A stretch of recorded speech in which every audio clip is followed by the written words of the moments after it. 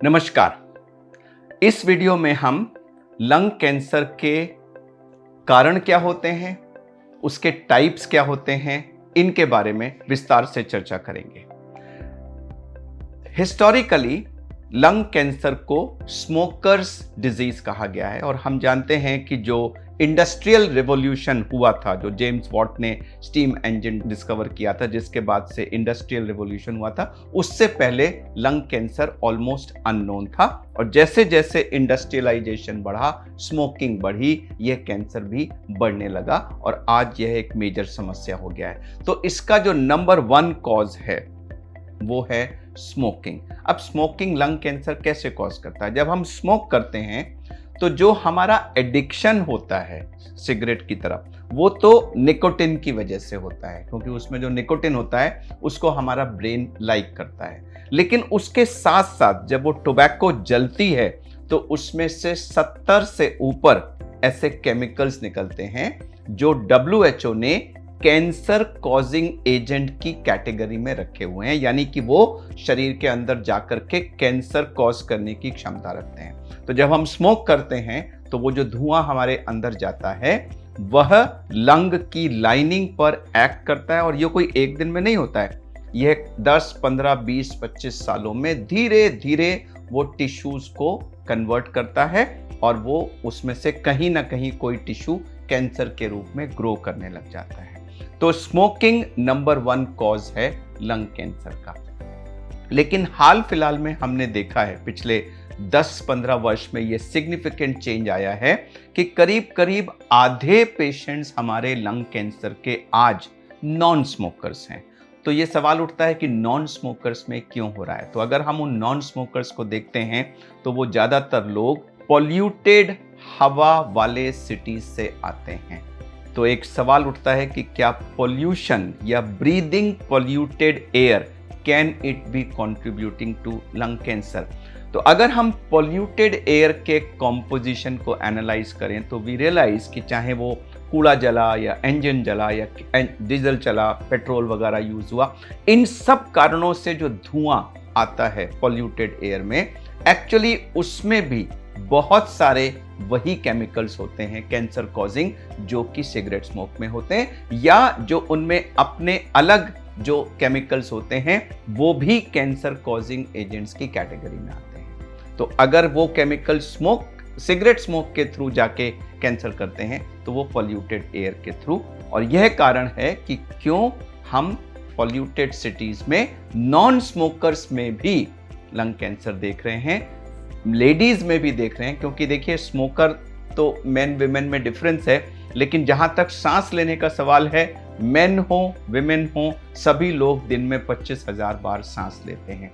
तो वो पॉल्यूटेड हवा विमेन में भी जा रही है, मेन में भी जा रही है, स्मोकर में भी जा रही है, नॉन स्मोकर में भी जा रही है, ओल्डर में भी जा रही है, यंगर में भी जा रही है। तो पॉल्यूटेड एयर की वजह से विमेन में, यंगर लोगों में और नॉन स्मोकर्स में लंग कैंसर बढ़ रहा है। तो पहला कॉज हुआ स्मोकिंग, दूसरा कॉज हुआ ब्रीदिंग पॉल्यूटेड एयर। इसके अलावा कुछ टाइप्स ऑफ लंग कैंसर होते हैं, जैसे हमारी लंग की लाइनिंग होती है प्लूरा, उसमें एक कैंसर होता है मेसोथेलियोमा, वह एस्बेस्टस एक्सपोजर से लिंक्ड है। जो पुराने टाइम में एस्बेस्टस इंडस्ट्रीज होती थी उससे उसका डायरेक्ट कॉज है।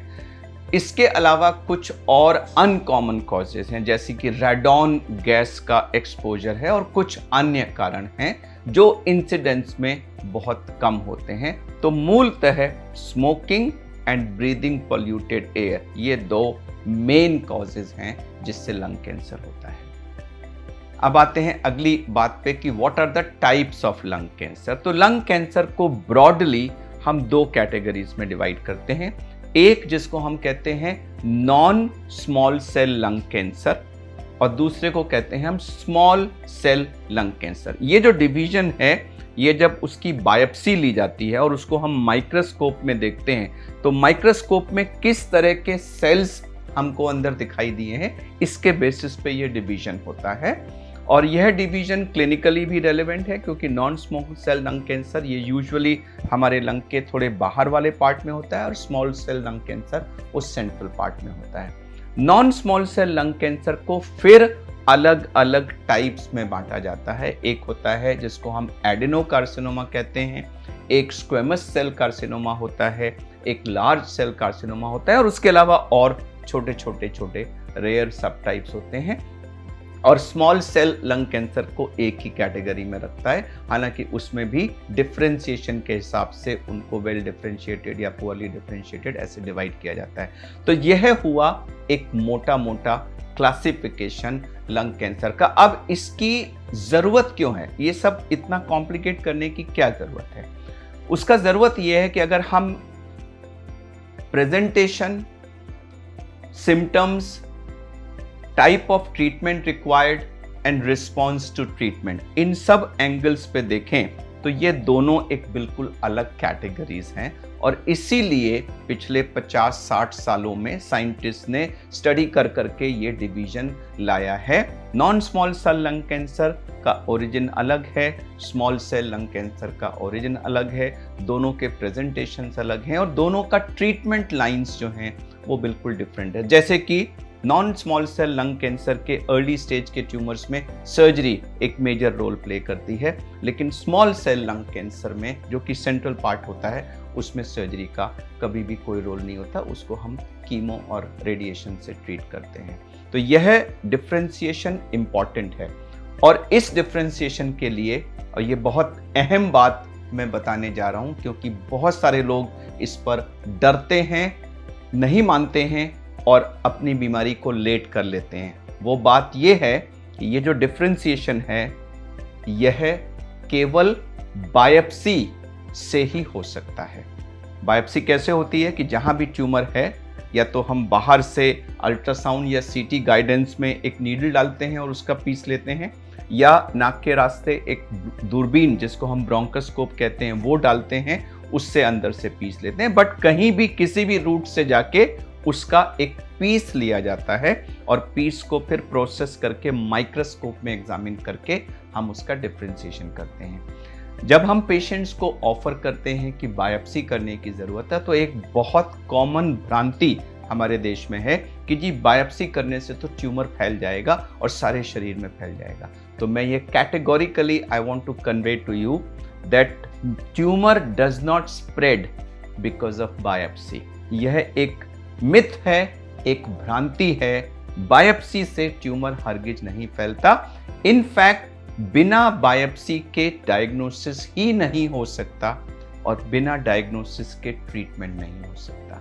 सो my clear message to all the listeners is कि अगर लंग कैंसर सस्पेक्टेड है और डॉक्टर आपको बायोप्सी बताते हैं तो प्लीज आप डरिए मत कि इससे लंग कैंसर फैल जाएगा। नहीं, ऐसा नहीं होता। बायोप्सी कराइए क्योंकि बायोप्सी से ही कैंसर का डायग्नोसिस कंफर्म्ड होगा, एक। नंबर 2, उसका टाइप यानी नॉन स्मॉल सेल या स्मॉल सेल कौन सा है, और नॉन स्मॉल है तो उसमें कौन सी सब टाइप है, ये होगा। और इन्हीं के बेसिस पर फर्दर ट्रीटमेंट डिसाइड होता है जो अलग अलग होता है। अगर आपका डायग्नोसिस ही नहीं होगा और आपको जी कोई भी ट्रीटमेंट दे दो तो वो ट्रीटमेंट आपका गलत हो सकता है। Thank you.